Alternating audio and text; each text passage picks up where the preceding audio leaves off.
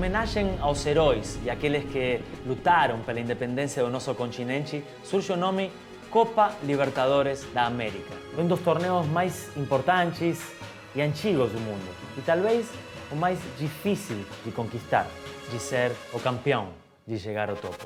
Porque cada partida é uma batalha e tem que se adaptar a todas as circunstâncias, tanto dentro como fora dos gramados. 24 times de 7 países diferentes conseguiram. Foram os reis da América. É uma história cheia de façanhas, de sofrimento, de paixão, de alegrias e de tristezas. 32 equipes latino-americanas lutarão pela batalha final e o campeão, somente o campeão, terá a chance, a possibilidade de ser o rei do planeta no próximo Mundial de Clubes.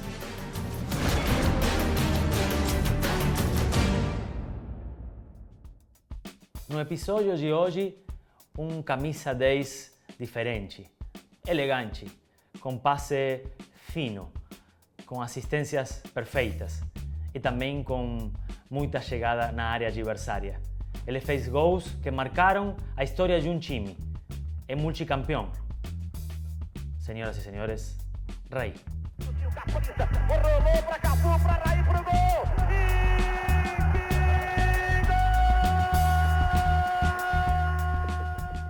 Se temos um cara para falar de Libertadores, para falar de títulos, de que significa ser um símbolo de um clube e fundamentalmente de vitórias e também de ídolo, é o Raí. E estamos hoje com ele para curtir essa história da Libertadores, mas não é só Libertadores. Tudo bem, Raí? Como é que tá? Tudo bem, prazer falar com você. Bom, agora que somos colegas, vamos começar pela atualidade. Agora vamos ir nas lembranças. Eu queria uma palavra básica desse São Paulo de hoje, com alguns problemas internos, com um time que está procurando seu melhor funcionamento. Até onde pode chegar esse São Paulo? Acho que o São Paulo teve um problema de percurso, digamos assim, que ele montou uma super equipe com grandes jogadores e sempre tem uma espinha dorsal, né, com jogadores chaves para você engrenar o time, para você começar a temporada bem, ou pelo menos de entrosamento. E essa espinha dorsal tem, citar alguns jogadores, o Rogério, que eu acho que o Rogério é goleiro, continua bem, tem partidas boas, né? Mas tem o centro da defesa, que acho que não se achou ainda, tem o Ganso, que sem dúvida nenhuma é o jogador-chave, né, para fazer a diferença, e o atacante, que é o Luiz Fabiano, que o Muricy aposta, que também não está bem, teve contusões. Então eu acho que é um grande elenco, que começou a temporada para ser um dos favoritos de qualquer campeonato, inclusive Libertadores, mas que enquanto sua espinha dorsal não está no melhor momento, com certeza isso vai ainda se arrastar um pouco. Sorte que ainda está na Libertadores, temporada de grupos, então tem tempo para esses jogadores se recuperarem ou então achar um outro jogador chave se esses jogadores não vierem a estar no melhor nível. Então eu acho que depende muito disso, né? O Ganso bem, o Luiz Fabiano bem, ou um atacante, achar um bom defensor que lidera um Lugano, por exemplo, da vida, que foi quando o São Paulo foi tricampeão, quando foi campeão da Libertadores. Eu acho que falta esses jogadores para serem a chave de cada setor e esses jogadores estar na melhor da sua fase. Eu quero uma palavra curtinha sobre esses adversários que tem o São Paulo. Corinthians, São Lourenço, Danúbio. Só um conceito seu sobre o que pode complicar talvez a vida do São Paulo ou São Paulo finalmente vingar. Eu acho que o São Paulo tem tudo para vingar, está nas suas mãos ainda, apesar da derrota contra o Corinthians.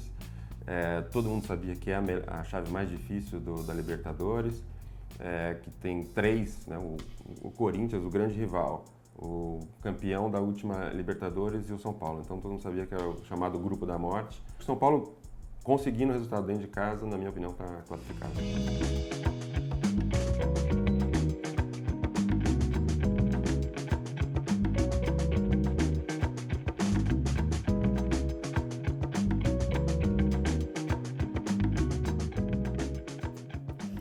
Bicampeão da Libertadores, teve um treinador que já vamos falar dele, que também foi muito importante na sua carreira.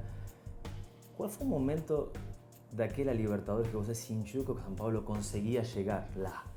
Da primeira Libertadores, Que bom, né? Falar a primeira. O São Paulo teve, acho que um dos únicos clubes que chegou em 3 finais seguidas, né? Perdeu na última, mas a primeira Libertadores veio um time muito amadurecido, porque a gente tinha, naquela época era muito mais difícil você participar de Libertadores, né? Só classificava ou no começo depois 2 de cada país, era muito mais difícil. Aquele time, se tivesse participado outras Libertadores, talvez pudesse ter ganho ainda mais.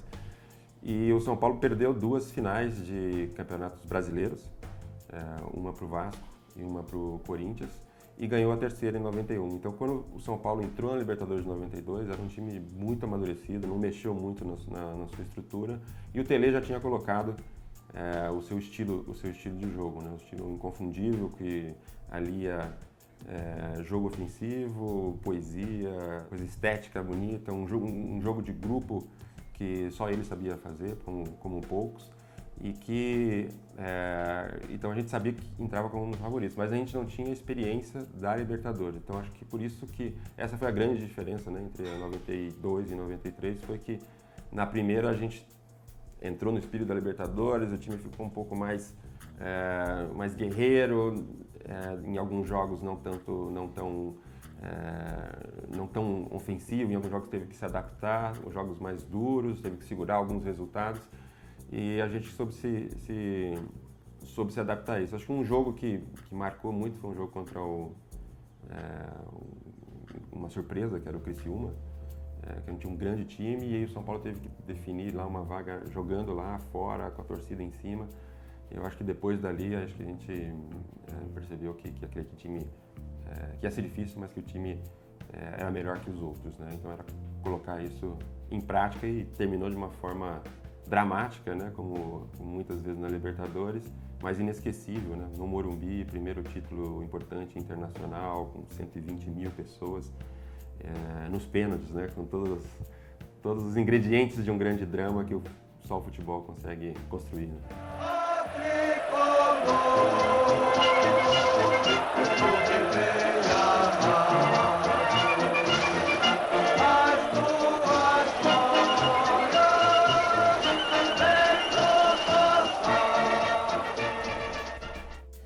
No seu livro, né, no 1992, Um Mundo em Três Cores, que você escreveu junto com André Plijau, nosso colega da ESPN, conta a história daquele pênalti e conta a história de alguém do São Paulo que tinha te falado de uma história justo numa final. Eu quero que só lembremos porque é um momento histórico na vida do São Paulo, lógico, na vida do Raí. É verdade, foi um divisor de águas, né, na vida minha, mas mais do São Paulo do que minha, porque o São Paulo tinha tido uma só, e tem esse fato curioso, eu tinha tido uma chance só de ter sido campeão nos anos 70, né?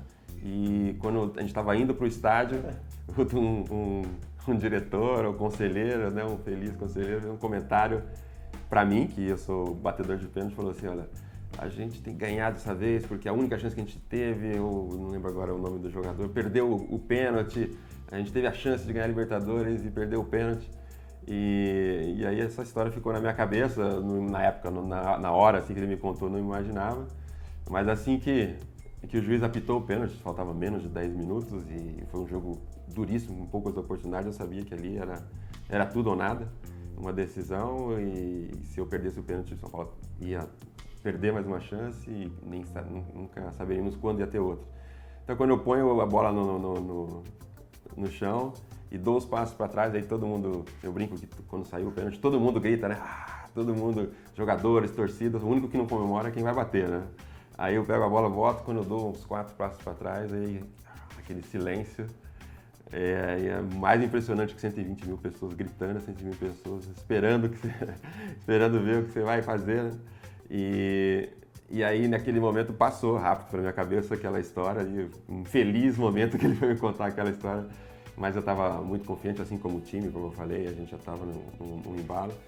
E nessas horas de pênalti, depois das decisões foi por pênalti também, acho que além da confiança, treinamento, frieza e qualidade, uma coisa que conta muito é a confiança, é o astral da equipe, né? Quando tem uma equipe que está com um astral bom, está no momento que sabe que tem condição, está mais confiante, e quando saiu o pênalti, tanto é que Quando a gente faz o gol de pênalti, o goleiro do New Old Boys tentou, assim, se der mais 2 minutos, os caras vão ganhar o jogo aqui antes dos pênaltis. Então eles sabiam que o São Paulo era difícil segurar e acabei marcando um pênalti que histórico e num dia inesquecível. O goleiro era Norberto Scoponi, né, daquele Newell's Old Boys. Eu me lembro muito desse São Paulo porque não era um time que especulava jogando fora. Foi um campeão da Libertadores com todas as letras. Era um time que saía a provocar o adversário jogando fora de casa. Eu acho que tinha muito a ver o treinador, mas também esse grupo fechado e essa experiência. Que era seu parceiro, não de quarto, seu parceiro de olhar para ele e já saber onde ele vai se mexer. Bom, tinham 2. Era o Miller, que era genial, aí acho que não é nenhum mérito, né? Porque o Miller era fácil jogar com ele, é fácil se entrosar com ele, então qualquer que tinha um raciocínio um pouco mais rápido e sabia explorar as qualidades dele, se entendia com ele. Mas teve um que foi menos conhecido, mas tão importante quanto, talvez menos conhecido internacionalmente, mas marcou a história de São Paulo também, que foi o Palinha, que veio, né, lá de Minas e que fez também 3 Libertadores excepcionais, que conseguiu, acho que junto comigo e com o Miller, também chegar ao seu esplendor, o seu máximo da sua capacidade. Também um jogador muito inteligente, leve e que sabia, eu acho que ali essa movimentação, né, porque a gente não tinha um centroavante, né, de meio de área, né? O Miller gostava de sair um pouquinho mais para o lado, eu também não gostava de ficar mais fixo, não conseguia, não sentia tão bem, então esses 3, a movimentação dos 3 confundia a defesa e ao mesmo tempo nos deixava mais livre para fazer essa movimentação e a gente se complementava. Então, acho que o Miller é o principal, eu diria, para responder a sua pergunta, mais decisivo, mas o Palinha, né, que é mais do meu lado ali, né, que também a gente se entendia muito bem só de olhar e que com certeza as jogadas entre eu e Palinha e Miller desconcertavam os adversários. Temos que falar de 2 campeonatos em 2 anos consecutivos. Hoje é muito difícil pensar num time tão campeão impondo seu estilo, né? Qual é a diferença entre o São Paulo do 92, que tinha toda essa pressão de nunca ter conquistado, de ser realmente grande, e o São Paulo do 93? Eu acho que a diferença, eu acho que a gente melhorou em qualidade, né? Eu lembro que no começo da temporada a gente ganhou, né, o Campeonato Paulista de 3-0 do Corinthians, ganhamos a Libertadores e no começo da temporada o Tele reuniu o time e era raro isso nele, né, de mostrar muito otimismo, e ele reuniu o time, é o seguinte, a gente tem um time feito na mão e tá vindo o Ricardo Rocha, depois o Toninho Cerezo e não lembro agora qual da sequência, mas o Leonardo que depois veio. Então o próprio Tele falou assim, agora a gente tem não só um time entrosado, que joga como eu gosto, que é eficiente, que joga bonito e eficiente, mas com uma qualidade superior, né, a um outro patamar, num outro patamar. Eu digo que o Tele, comparando com quem não acompanhou, né, só ouviu falar, os mais jovens, o Tele fazia de uma forma empírica, uma forma mais instintiva, que o Guardiola fez com o Barcelona, e com o Bayern tá fazendo agora, né? Muito à frente do seu tempo. Antes de chegar no gol na final do 93, né? Tem um gol que também te marca, né? De falta contra Newell's, eu acho que foi. Sim. Tem que enfrentar o Newell's, aí você faz um gol de falta também. Matam o vice-campeão outra vez. E você tinha um parceiro também, né? Um tal de Cafu. Falavam bastante. O gol é um golaço e tem a ver com uma pergunta que vai chegar posterior.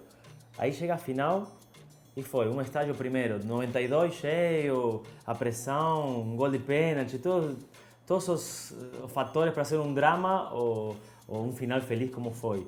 E de repente a primeira final contra a Universidade Católica é um show, né? O São Paulo de um espetáculo. Aí você também faz um gol que eu quero que você conte com as suas palavras, como você enxergou a jogada. Um gol de peito numa final da Libertadores, é meio que inacreditável. Eu assisti novamente há pouco tempo, né? Nunca tinha assistido há pouco tempo. E esse gol de peito foi outra jogada construída, né? Veio lá da esquerda, a bola, passou por mim, Palinha, Cafu passando também, mais uma vez, o passe do Cafu e eu naquela, cruzando ali no primeiro pau.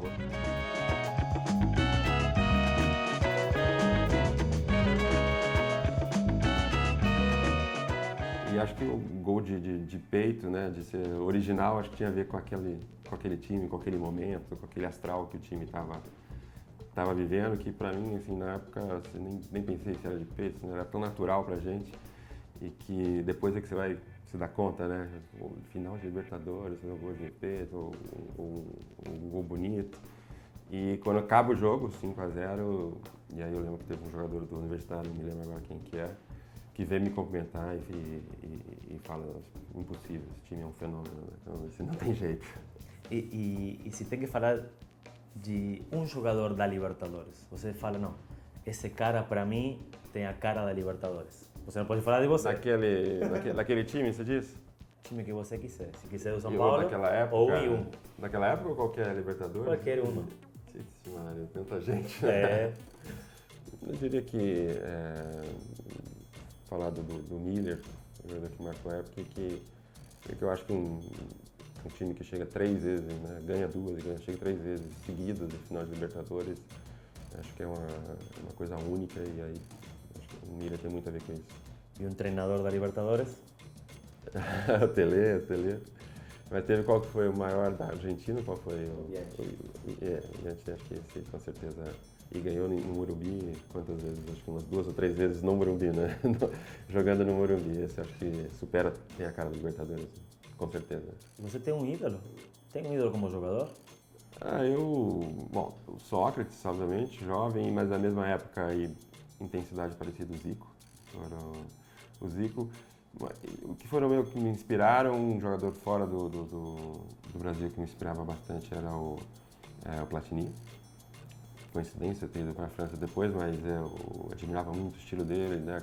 Um jogador esguio, né? Esteticamente muito bonito de ver, técnico, então sempre gostei.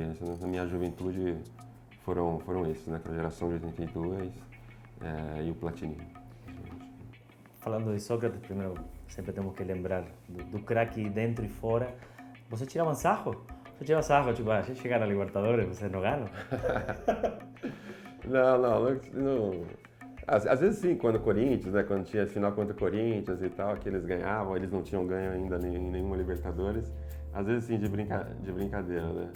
Mas eu digo brincando assim, outro dia me perguntaram, né, quem foi melhor, você ou o Sócrates? Eu falei assim, olha, eu fui um dos melhores, fui eleito em 92, 93, o 10º melhor do mundo, o 5º por outro, melhor jogador da América do Sul, mas mesmo assim não bastou para ser o melhor da família, né? Mesmo sendo os melhores do mundo, não bastou para ser o melhor da família. Então o Sócrates era um gênio à parte, né? Uma cabeça, uma inteligência, como você falou, além de tudo fora, mas como jogador eu tive o grande privilégio de assistir treino dele, começando carreira no Botafogo de Ribeirão Preto, como estudante de medicina, e ele no treino fazia chover, era uma coisa inacreditável, então tive de acompanhá-lo assim de muito perto, foi um grande privilégio como um amante do futebol. Chegamos inevitavelmente ao Mundial de Clubes, antes de passar um pouquinho para a França. Eu estava lendo um trecho do seu livro e adorei uma coisa que é muito emocional e que também tem a ver com o exemplo. Quero que você conte como foi e quanto teve influência na sua visão o chapéu para Guardiola. Ah, sim. Na época eu não seria necessariamente no Guardiola, hoje virou mais simbólico. Eu sabia da tensão, né, do time, daquele momento, e que, como eu falei, a gente levou 3 finais de Campeonato Brasileiro para conseguir na Libertadores. Uma Libertadores dura, ganhamos então chegar de novo numa final de Intercontinental, de Mundial, ninguém sabia ali se ia ter outra oportunidade. Então que isso cria uma tensão ainda maior, assim, os jogadores brasileiros jogar no exterior não era tão comum como hoje, né? Não eram tantos como hoje, então poderia ser um momento único na vida de todos. Então existia uma tensão ali, eu sabia que eu era um dos líderes E eu achei que o time estava com muita garra, que não sei o quê, que a gente vai conseguir vencer de qualquer jeito, e eu sabia que a gente ia ter que jogar, né? Não ia ter só vontade, não ia bastar.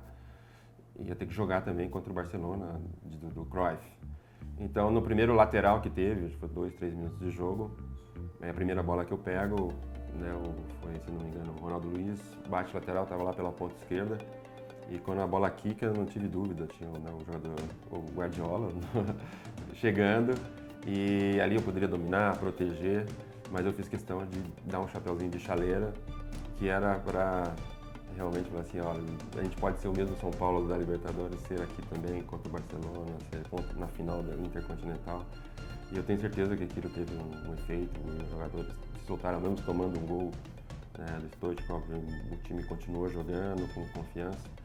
E acho assim, foi para dar um exemplo mesmo de, opa, se o Raí chega aqui ficando jogadinha de chaleira, eu sempre fui muito certinho, responsável, muito disciplinado taticamente, então fazer aquilo acho que liberou o time todo.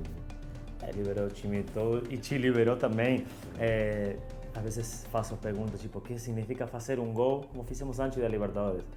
Agora tive que botar 2 gols numa final do mundo contra o Dream Team, né? Como era conhecido o time do Barcelona.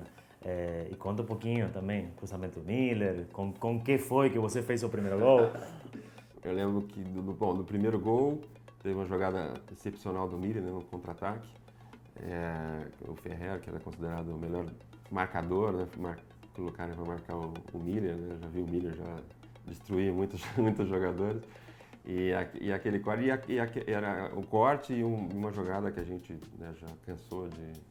eu sempre digo para ele que uma parte do meu contrato eu tinha que dar para ele. Com o Paris Saint-Germain, que eu fazia gol só aquela, já sabia o cruzamento dele e a bola já vinha com o efeito certo, né? Tocava-se onde tocasse e a bola ia em direção ao gol.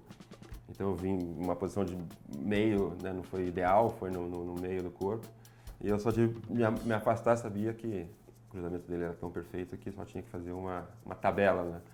E aí eu fiz assim, aí eu brinco que o gol foi de pubis, né? E ali entre o umbigo e a virilha, né? E a bola acabou entrando, né? Uma jogada e eu estava numa fase iluminada também, né? Tem isso também, o jogador sabe que pode decidir a qualquer momento e está na hora certa, na hora certa, no momento exato, né? Entrar, se sente mais jogada, está com a intuição, né, lá em cima. E no gol de falta, depois do jogo, né, você não tem ideia também do que representa aquilo, né, no momento. E depois do jogo, o Pintado me pegou assim, filha da puta, olha, você viu o gol que você fez na final contra o Barcelona, não sei o quê. Aí depois que eu fui ver a repetição da jogada, onde a bola entrou, como é que foi, encontrei os Bizarreta anos depois. E falou que o Stoichkov virou pra ele, tava na barreira, virou pra ele assim, pô, o que você quer que eu faça? Já nada vai fazer. E eu acho que era mais nada menos que aquele time merecia, né? Eu, né, fui escolhido, né? Ter sido o homem decisivo ali. A fase que eu tava na carreira poderia ter sido outro. Mas eu acho que aquele time não merecia nada diferente daquilo. E principalmente foi a corrida, né, pro Tele Santana, principalmente ele, né, que tinha já provado para todo mundo, mas nunca tinha um título mundial, né, e merecia, ninguém melhor que ele merecia. Então foi para ele e foi numa jogada também que treinamos, que ele me fazia treinar, então tinha tudo a ver com o mestre Tele Santana. E é verdade que a jogada nunca saiu até esse dia que finalmente foi? Nessa temporada, sempre no treino, às vezes em treino bola parada, mas coletivo, bati na trave, nunca dava certo, o goleiro ficava e ali estava tudo, tinha que ser para aquele momento, guardou para aquele momento e mesmo não tendo dado certo na temporada, o Tele não me tirou como batedor de falta, então, e foi aquela jogada com o Cafu, parava a bola, eu estava ali tudo no ponto, o vento, tudo certinho para acontecer o que aconteceu. O melhor jogador da América, escolhido o melhor jogador daquele time, daquele jogo, né, que era um jogo em Japão naquela época, Intercontinental, a chave gigante, né, aquela questão do patrocínio, né? Não Sim, sei. sim. Mas eu queria saber o que significa levantar a Taça Libertadores. Ser o cara que levanta a Taça Libertadores e que a partir desse momento muda a história de um time, muda a história de uma torcida. Eu diria que a taça do Mundial, ela talvez tenha mais glamour, mas acho que mais prazer. A Libertadores dá mais prazer ainda, né? Pela guerra que é, pela caminhada que tem que ser, as dificuldades do caminho. E acho que uma sensação única. Eu, né, descrevo aquela, principalmente a primeira, apesar de ter sido mais difícil, né? Talvez a gente dá mais valor. Mas a primeira que a torcida jogou com a gente, né? Aquele grau de dramaticidade, e a invasão que teve depois, né? com a torcida foi uma coisa fenomenal. Então acho que hoje é mais raro acontecer, né? Ainda bem, mas assim, eu acho que além de levantar a taça, eu levantei com os torcedores dentro de campo, ao lado dos jogadores, comemorando junto com os jogadores. Então foi uma coisa que foi muito amplificada ainda, né? Assim, comemorar junto com... E aquilo marcou tanto a mim quanto a torcida do São Paulo, que dá valor à Libertadores, né? Mais do que outras torcidas, também para aquele momento. Teve alguma história fora do terreno de jogo? Teve algum momento de concentração, alguma pedrada no ônibus? Que acontece muito, né, em Sudamérica. Sim, teve. Não sei se eu vou lembrar os lugares. Teve que teve um jogo que colocaram a caixa de som do estádio na janela do vestiário, com som último. A gente não conseguia nem ficar lá dentro o tempo inteiro, né? No intervalo, antes do jogo. Foi uma coisa terrível. Teve nesse jogo do Minute Boys em 93, não foi uma pedrada, mas quase, que eu estava com a mão enfaixada. E aí o jogador deu um soco. No primeiro minuto eu falei, pô, de bem-vindos, né, ao jogo, um soco para provocar mesmo. Eu sabia que tinha que ter algum difícil para tirar o São Paulo ali. E os jogos fora sempre tinham muita tensão, assim, no ônibus, no chegada. Então, por isso que a gente, naquela época, ainda muito mais do que hoje. Então, a força mental naquela época era muito mais importante ainda do que hoje. Além dos títulos, uma última palavra para o torcedor do São Paulo? Bom, acho que a maior verdade e também acho que o maior prazer para um torcedor é saber que eu, hoje em dia, acho que vibro tanto quanto eles, sofro quanto eles nos momentos difíceis, e que isso foi construído nessa história de relação de confiança. Sempre foi também uma identificação de valores, né, que o clube defendia. Eu sempre cito esse exemplo, né? No segundo contrato, estava para terminar, eu assinei em branco com o clube, então uma relação de confiança desde o início, e que acho que o clube fez parte da minha formação como pessoa, e acho que depois, né, com os 8 anos que eu passei, acho que eu também influenciei a cultura do clube. Obrigado. Valeu. Um abração. Nos próximos episódios te contamos muito mais dessa Copa Libertadores. História dos clubes, de personagens, entrevistas com grandes ídolos e também os garotos que jogam pela primeira vez a Copa, o torneio mais importante da América. Lembramos de lendas futebolísticas e também de partidas épicas. Se joga como se vive.